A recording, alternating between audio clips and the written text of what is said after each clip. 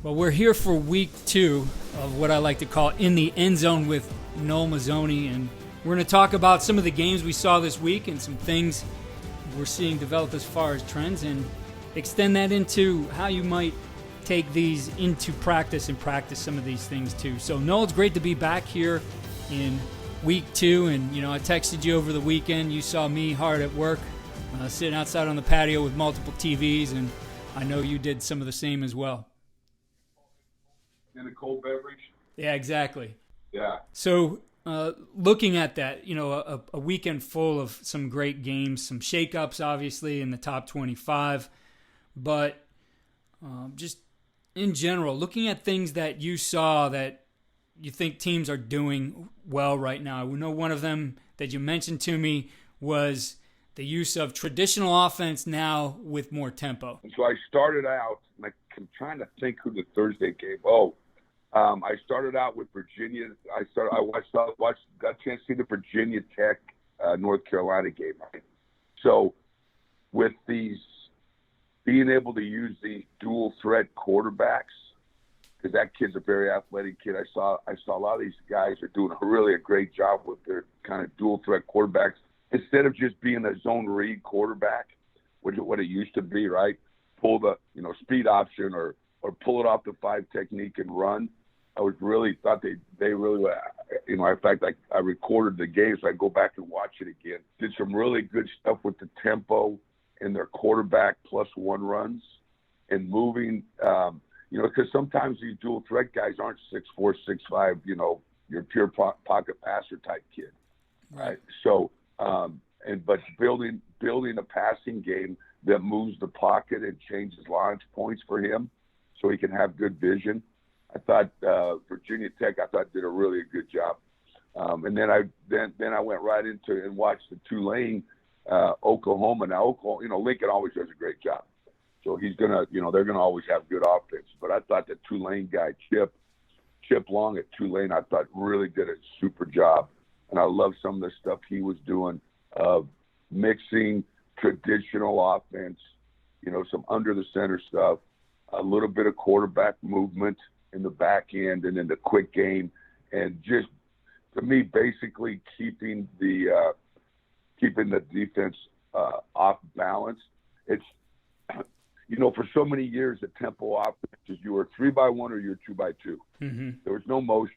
There was no nothing. There was just line up as quick as you could, in a 3-by-1 base spacing by your receivers.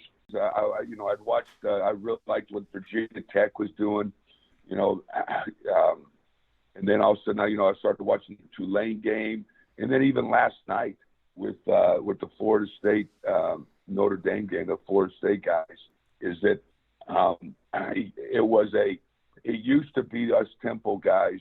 When we all started this, you lined up in 3-by-1 or 2-by-2 with pretty much base spacing, normal spacing by your receivers. And you just tried to play as fast as you could with a limited number of plays. But you were all talking about tempo. Let's get it snapped quick and go. And what I really like that I think is pretty cool is these guys is they're not necessarily, inventing a bunch of new schemes, but they're really making it attacking the defense by formationally, motions, bunches, pinches. All of a sudden it's an empty. Now all of a sudden you're under center and you're running, with a fullback running off tackle power play. I see the stretch play becoming more people are running stretch now than before. It used to just be tight zone, but now a lot of people are doing a great job running the stretch play. So I've always thought that, my thought is I never want to play defense on offense. You really put pressure on defense because they just can't settle in on when all of a sudden it's multiple formations and motions that they have to adjust to. So combining that with the tempo and some conventional just under center runs. So now they have to work on fitting the power play from under center. Play action's always a little bit better from under center because you got a longer time for the play fake to happen than you do in gun. So I just think it was it was a lot of fun watching these guys, watching these offenses this weekend. Yeah, I've been seeing those same things as well, and I think too, one of the games, paying a lot of attention to was Wisconsin Penn State, and early on the numbers didn't say so, the score didn't necessarily say so, but Wisconsin was definitely out gaining Penn State on the ground. But I was pretty impressed with the way that Mike Yurcich handled it, and that he just kept picking away at it and then finding those opportunities with play action to get a guy open downfield. And ultimately it was those big plays that led to a win. And like you said, it was the mixing of more of those traditional things, the under center stuff, with some of the tempo. But I agree, you see this now kind of expand and contract, right? You're going to see teams split out wide, more of the traditional spread splits. Then the next one you might see everything compressed and those receivers pinched in. Then the next one you might have a fullback and tight end in the game. So just that mix of things. I guess my question to you, and looking at something like that, when it was 3-by-1 and 2-by-2, your thought process as a coordinator is pretty simple, pretty linear. It's not a lot of thought on formation, motion, personnel groups, etc. For the coordinator, though, how do you start to think about this in its entirety as a package and being able to mix those things up to stress out a defense with some rhyme and reason to it, rather than I'm just going to, start calling plays off my play sheet? I don't think it necessarily you're seeing more schemes, and guys running multiple schemes in the course of their game plan. You pretty much settle in and you look at Illinois. Well, they're going to run stretch. That's their play. I think that's pretty much is staying the same. I think I see a lot of zone read stuff going away. Not as many guys running the zone read. I see more stretch. And then so as you look at your offense, you say, okay, what's my run? What do I have to make the defense stop? Is it tight zone? Is it stretch? Is it whatever, right? And then you start to build, okay, so do I need a gap? Do I need a gap scheme? Well, probably I need a gap scheme. What's my gap scheme? All right. And then how am I going to get the ball to the edge? Is it going to be stretch? Is it going to be pin and pull? Do I need a trap scheme? So as you go through the schemes of football, which have been that way for a million years, right? I mean, a trap's a trap, right? Mm-hmm. Counter's counter. So now I think when you decide this is who I am, and then as you watch, as you start to build your game plan, to me is as offensive guys, we're trying to do two things, right? We're either trying to out leverage a defense or outnumber a defense. Okay. So now as you start to build your different formations, right, you're trying to identify, okay, what can I force the defense into out of certain formations? Is it a bunch to the boundary, bunch to the field? Is it two back tight end? Is it two tight ends? I can start to create the fronts I want to run that's the best look to run scheme against. So, the old saying, right? Don't change the play, just change the presentation. Mm-hmm. And now it's use the presentation to develop, to either create extra gaps for the defense or to create numbers or leverage. So I think guys are just doing a great job in the old, when I first started this thing back in 2010, there was like three formations. That was it, right? And then maybe you quick motion to something. Well, now I see just so many more, like I said, like Tulane. I mean, I really was impressed with what Chip was doing over there. And, a lot of the guys, it's fun. You look at Chip at UCLA also, Chip Kelly at UCLA. I mean, he's running basically tight zone and stretch. But it's two tight ends, it's three tight ends, it's no tight ends, it's motions, it's receiver motions, it's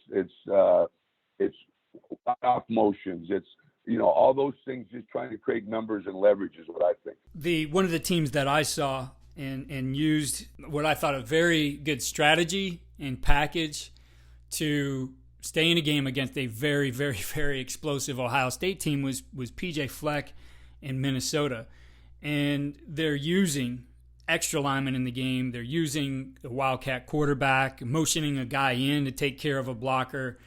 Right, tackle over. Yeah, tackle over. I thought number one, that's very hard to adjust to, especially because they were doing a good job of mixing up personnel groups. So it's not like they came in and just sat in that the whole game. They were doing multiple things, getting into their more traditional sets as well that you've seen from them.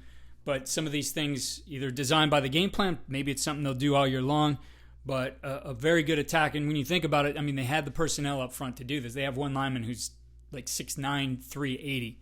And I thought their inside zone stuff looked really good. Now, they were still trying to run stretch and some gap schemes. They didn't have as much success with that as some of the go straight ahead type of stuff. And I think the times I've sat and I've kind of broke down and watched PJ at Minnesota, the thing I liked about him is, so we're all in this RPO world, all right, is that I thought even last year as I watched him, he does a really good job of adjusting splits of receivers and creating example. You're going to run tight zone, or you're going to run some sort of a scheme inside, and you're going to conflict read the free safety weak.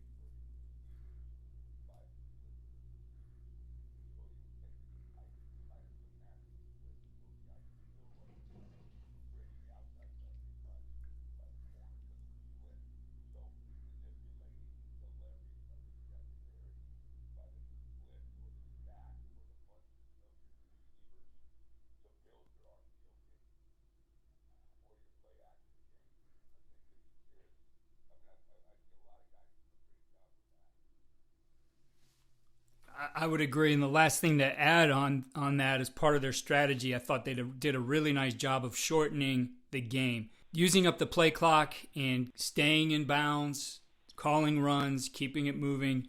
They did a great job with that, but you still saw them in some certain situations.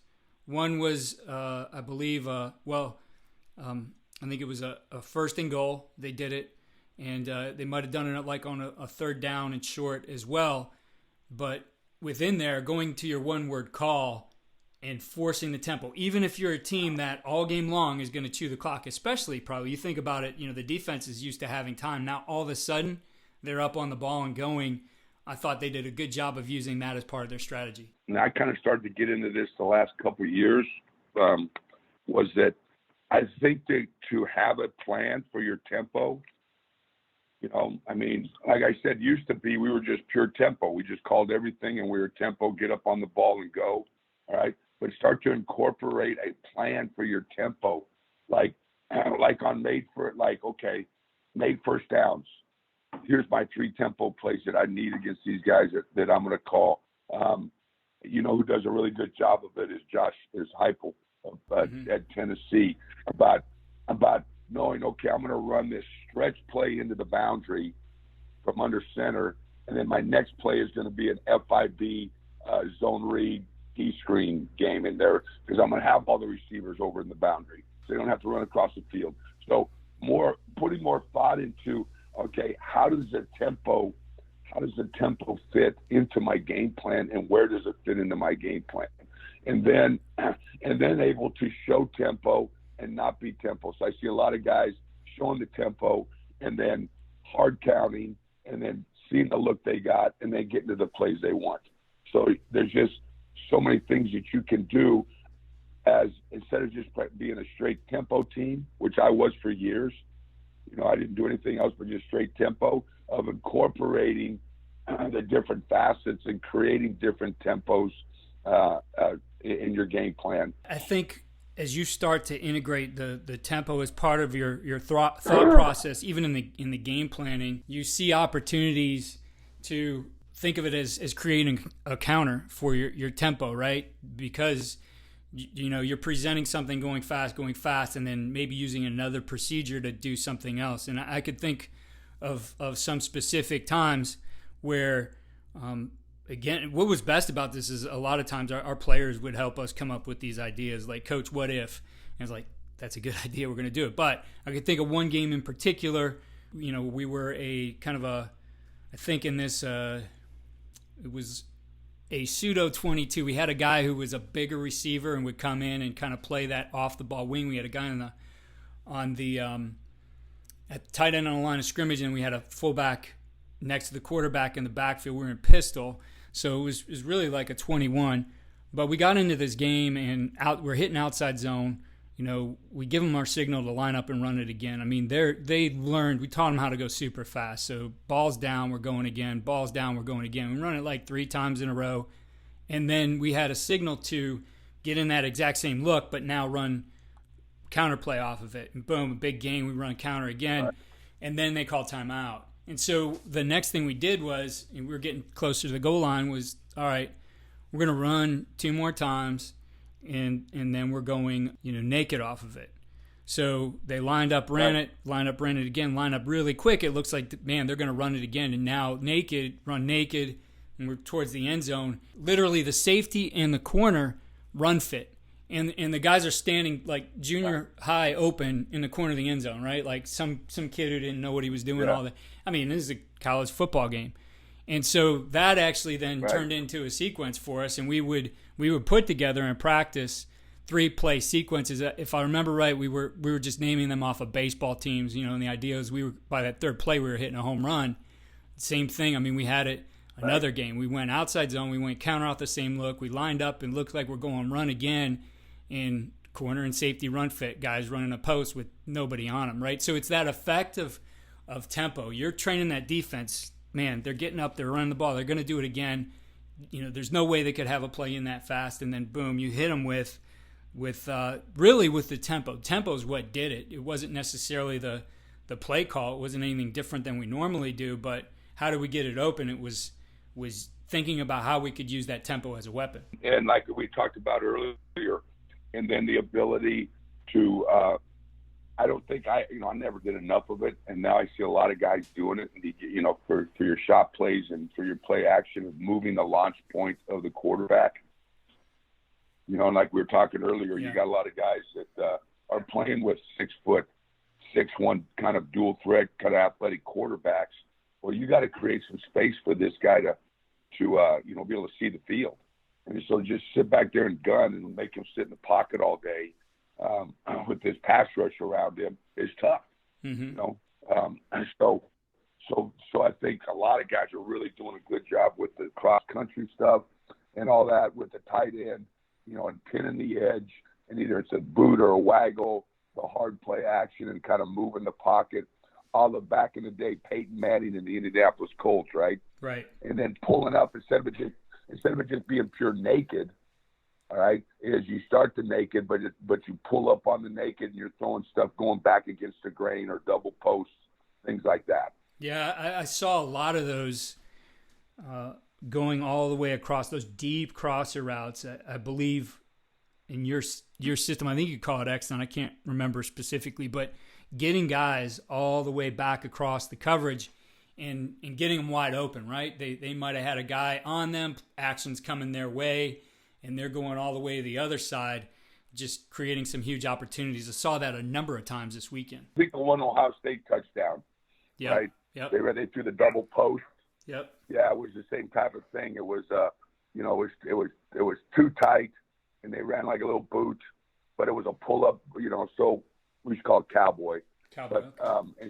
But on boot, it looks like naked, except it's a pull up naked, and then they just threw the double post to the field because that free safety into the boundary, he had to fit the run. So you're faking at him, then you're throwing the double post over the top. So a lot more like 2- and 3-man route combinations, right? Instead of always having to get 4 or 5 guys out, of 2- or 3-man route combinations where you really, really protect your quarterback and take your shots down the field. That's always the problem with. It's always been an issue with a spread tempo offense. How do you throw the ball down the field? Mm-hmm. Right? Because it's not like you have a lot of time. Protection, is not always going to hold up. So it's always, we're going to throw 4 verts or 3 verts, and then you have to, win route the outside. So if it's deep, they sit down instead of just taking 2 shots down the field. And it's hard to do. It's hard to do when you're in a spread set. And so I think a lot of guys are doing a great job with using the tight end or the move tight end and creating time so that you can take those shots. Thinking of the spread and those traditional 2x2 and 3x1, traditional splits, really spreading out the defense, the one thing that it does for your guys up front is really give a clean picture of what the protection is going to need to be. So as you do condense, whether you're squeezing those splits in or going into some bunches or getting into multiple tight ends, now there's more opportunity for who's coming and who's not. Everybody's closer to the box. What do you feel the best way to get your guys ready for those situations where you are sometimes spread out wide and it's cleaner for them versus now multiple things can happen because I've packed everybody in? Well, that's why I think you see a lot more just straight gap or straight slide protection, right? And that's why a lot of the guys, when you do that, when you bring it in the tight, because if you go 2 back tight end, you go traditional formation with like split back with a tight end, and you try to call 6-man protection out of that. Okay, you're right. There's a lot of variables that can happen. And there's a lot of things. There's 7 guys in the box that you're trying to sort through and get your protection right. Okay, so the first thought was, like you said, well, let's spread them out. Let's make sure our line can ID the rushers, the 4 down in the mic. All right, and then we know the back's got the other guy and the quarterback, so that's easy. But as you condense things, it gets tougher on your old line. So I think you see a lot more just pure slide or gap protections. All right, where they basically it's a sort protection, where it's almost like blocking zone run, except you're blocking zone pass. So I've got the A gap, you got the B gap, you got the C gap. On the tight end, he's closing off the backside, and now your back's just working inside out, protecting the backside away from the slide. So that's what I've seen a lot of guys doing more of. Thinking of guys who are going to do what they do, let's jump over to Mississippi State and Mike Leach. I mean, if you talk to anybody who's running the air raid, they'll tell you that he's really the one who's running it as they designed it years ago, calling it off his index card size call sheet. Yep. But again, highly effective for them. In looking at what he's done, how is it that he's able to stay on that same path? You see everybody, as we said, kind of going back to traditional, mixing things in. And now you have Coach Leach, who he's running those same plays that he did 20, 30 years ago. Because he's the guru. He does what he don't give a shit what anybody else thinks. Mike does what Mike does, and he's been doing it for so long. And he's been running basically the same type of offense for so long. It's kind of like the old the old run and shoot with Jenkins and those guys. You pretty much know. I mean, okay, you're going to get mesh, you're going to get the sail concept, you're going to get 9-4 verts, you're going to get, and if you have noticed in the last couple years, he has started to use more motion, and does that little burst sequence of, where he bursts the receivers, but he gets so many repetitions, right? So he's got him spread out, and he gets so many repetitions at the same play all year round. They're going to run mesh 1,000,000 times, right? And because of that, his players truly understand there's not much they haven't seen, and so they got all the answers to the test. So if you bring pressure, this guy knows, I got to look hot. Quarterback knows where he's going with the ball. If it's cover 2, if it's man free, if it's pressure, they've ran it so many times against those looks that they know where the answers are. So he's like the best at it. He's an air raid guy. He's gonna have just enough runs to keep you honest. Because he's the guy that has to deal with that drop 8 all the time. Mm-hmm. And so he's got a really good scheme. Drop 8 is still 3 deep. Yes. Right? In his eyes, it's still cover 3. Okay, they just got an extra guy underneath, and you have more time to throw the football. but he's been going against it so long, he knows the answers that he wants to go to on when, so he can react. He knows what he's doing so well. It's not a this changes every week type game plan. He knows what he does so well that he can react as a play caller to what he sees on Saturday. The drop 8 is something I've seen a lot more teams doing. I saw it a lot last year at the high school level, right? Typically, high school level, you're going to get after the quarterback. But for whatever reason, especially my son was a senior last year and watching those games, a ton of drop 8. Obvious thing is to run the football. Aside from that, what are some of the things you like to attack the drop 8 coverage? I hate drop 8. It's a pain in the butt, right? Yes. The hardest thing you have to convince your quarterback is this is not going to be maybe as rhythm as you want it as the ball coming out against drop 8, because you have to give the receivers the ability to find some grass for you. They've got 3 deep and now 5 under. Okay, there shouldn't be as good a pass rush because I should have 2 of the pass rush guys get doubled, right, at least. All right. So your quarterback has to kind of learn some patience in the passing game with this. You still treat it like it's cover 3. All right. So anything that you would throw against cover 3 I still feel is still good. And then you got to be able to be a nick. Your quarterback's got to be able to, like what Mike does such a great job of, is that if you notice how many footballs his backs catch in a season, right? Mm-hmm. They catch 40, 50, 60 passes a season, right? And that's a lot of the times because of the drop 8.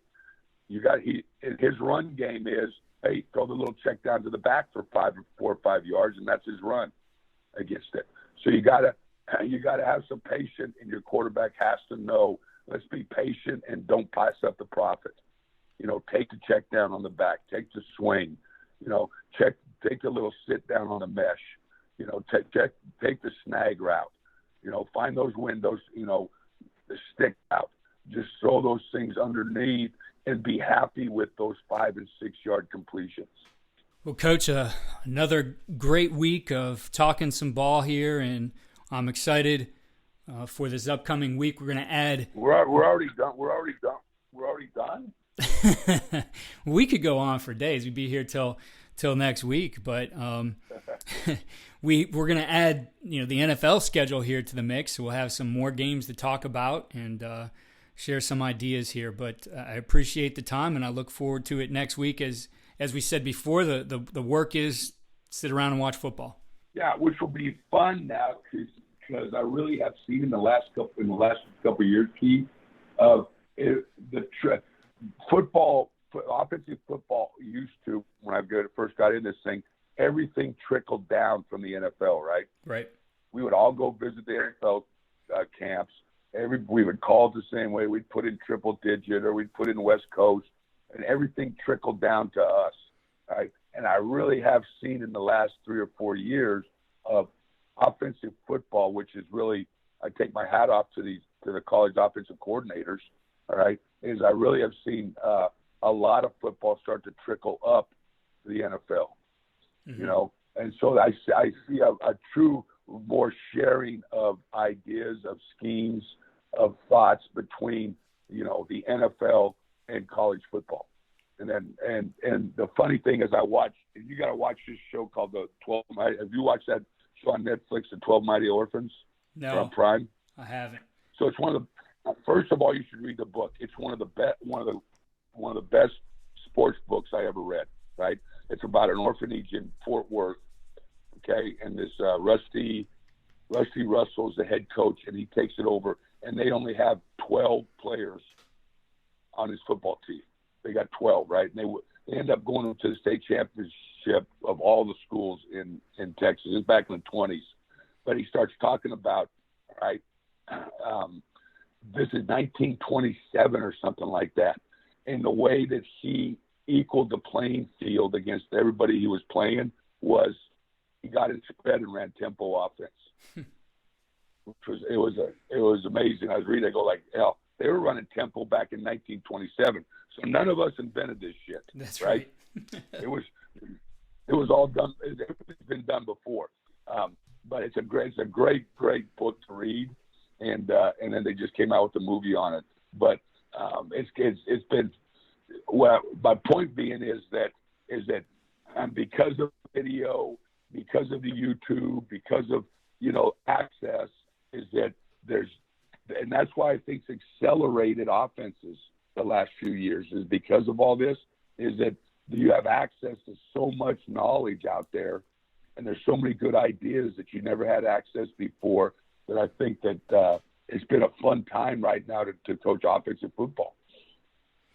Definitely is fun. It's fun to watch. You see a lot of different things. There was the time when everybody lined up in pro set I and ran the ball. You could have played the game in my living room because nobody really going outside. Most of the game played right down the middle, but it's certainly exciting to see the spread era now kind of coming back, incorporating both of those things, and nothing comes back as it was before. It always transforms. So now you think of it, go to just the eye sets, right? That guy who was the tight end back in the day was just a little bit more athletic tackle that they tricked into playing tight end by giving him an 80 number. They really weren't going to throw him the ball much.